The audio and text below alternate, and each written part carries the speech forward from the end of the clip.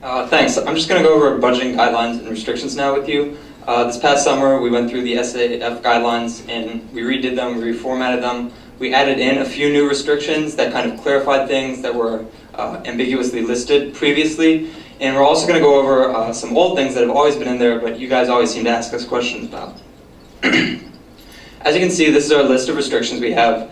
The items in red are the items that we have always had, and we're going to go over in more detail in just a second. And we also have two new items in blue that we added this past summer.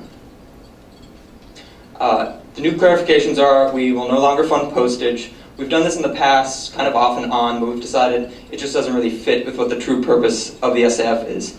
We're also not going to fund cell phone bills anymore. This only applies to a few groups, but as with the postage, it's not really the purpose of the SAF. And we also don't fund parking-related expenses, so no airport parking fees, parking tickets, or any fines you might incur. Travel has pretty much stayed the same. We'll fund 50 cents per mile, $100 per night for lodging, and $20 per night for food for any guest speaker. For members of your club, we'll still fund the 50 cents per mile and the $100 per night, but we can't fund any of their food, unfortunately. We also have a rule in the SAF that says that up to 4 members per group may travel to any single event.